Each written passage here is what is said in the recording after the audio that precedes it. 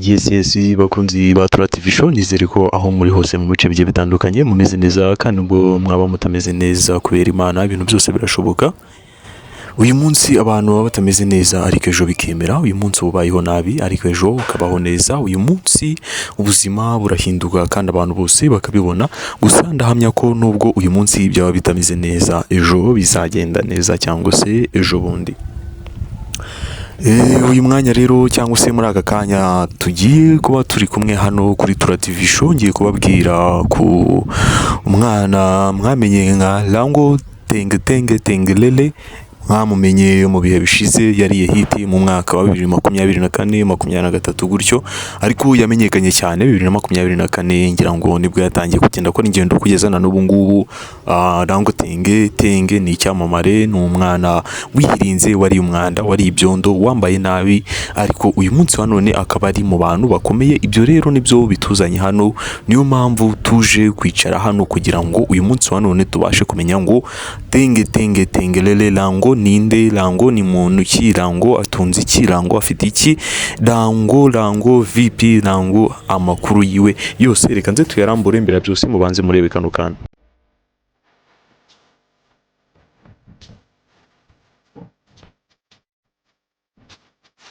Yes rero ndaje dusobanure impamvu kizemo kariya kantu, gusambira byose ndagira ngo manze mubwire ngo humura komera kandi ushikame.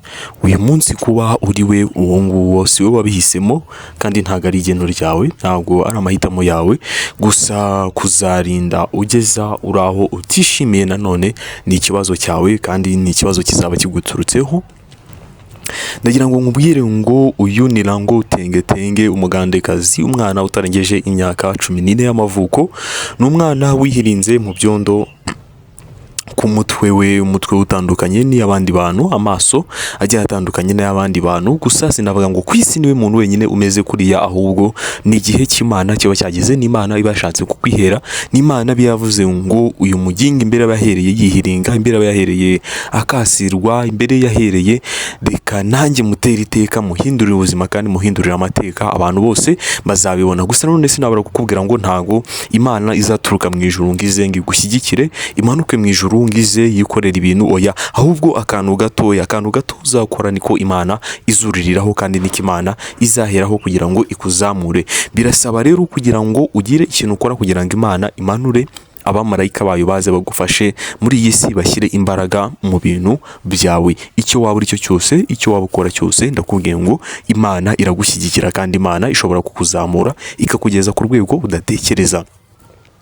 Impamvu nje hano hantu rero uyu munsi kuri mikoro, cyangwa se impamvu aka kanya uri kumva iki kiganiro, nuko uyu mupeti cyangwa se uyu mwana Rango Tenge yatunguye abantu benshi cyane kandi nanjye ubwanjye yanunguye. Ngira ngo benshi bimwe bagiye babona ukuntu ari kuzamuka, hiti yegenda itera ubwoba abantu benshi, ariko nagira ngo nkubwire ngo burya kubera Imana ibintu byose birashoboka. Ubwo abantu bari bazi yuko bazamuruga bakagira ubwoba bwinshi, aturiya naga azamara igihe runaka, ariko ndakubwiye ngo burya Satani agucira icyobo, Imana irimo igucira icyanzu. Rango Tenge kubwo kwamamara cyane, kubwo kuzamuka, yateye abantu ubwoba bwinshi cyane. Rango ubwo yamenyanaga na zamanga, ngira ngo murazizi zo mu Buhinde bahamuza, nibwo abantu batangiye gutinya cyane Rango Tenge agenda ingendo zitandukanye.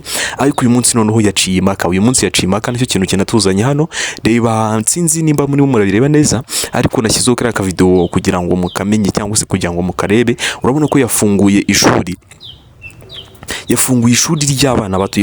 ry'abana bato, bavandimwe reka mbabwire burya nujya guhiga umuhigo uzajya uhiga umuhigo uvuga ngo uzanawuhigura. Yararebye aritegereza, arareba abona burya mu buzima hari abantu bafite imibereho igoranye, cyangwa se hari abantu bafite imibereho itameze neza, ariko byibura afungura ishuri riri ku giciro cyo hasi, riri ku giciro kimanuye, riri ku giciro gikatutse cyane. Amakuru menshi muraza kugenda muyabona, muraza kugenda mubyumva hirya no hino ku mbuga nkoranyambaga, kuri za social media zigiye zitandukanye, muraza kugenda mwumva Rango Tenge ibyo yakoze.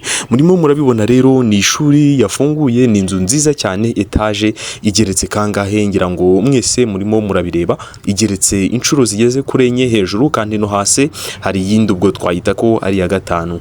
Rero bavandimwe reka mbabwire mwe kwiheba, mwe kwigunga. Igihe cyawe nikigera, umugisha wawe nugera, nta kintu kizigera kiwutangira. Aho amahirwe yawe azazira, amahirwe yawe azagusekerera.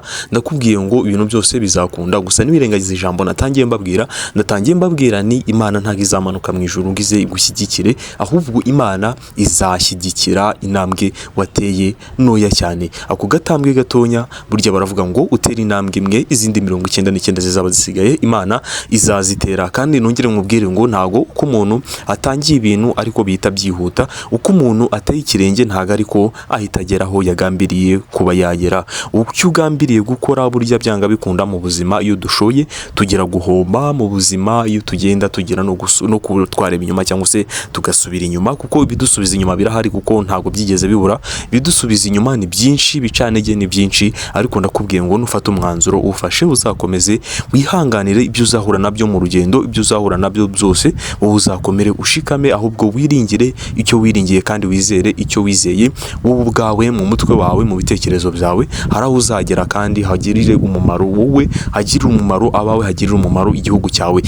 Tenge ntago yageze ku rwego rwo kuba yashinga ishuri.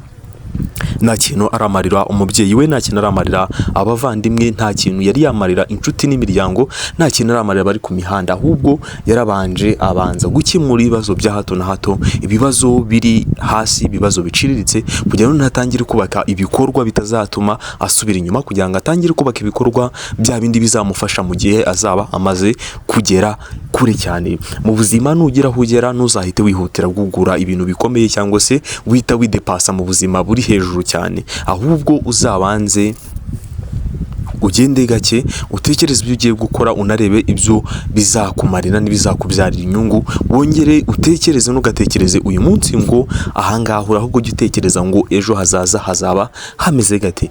Niyo mpamvu uyu munsi rero naje kukubwira ngo Rango Tenge atunguye isi. Rango Tenge ibyo abantu batari biteze, umwana mutonya mu mwaka umwe gusa. Ndakubwiye ngo reba nawe igikorwa amaze gukora, kandi ibyo ngibyo nibimaze kujya ku karubanda. Hari n'ibindi byinshi cyane tutari twabona, ndetse hari nubwo tutazanabibona, ariko ndakubwira ngo kubera Imana ibintu byose birashoboka. Benshi mushobora kwibaza ku mpamvu ndi kuvuga ngo kubera Imana.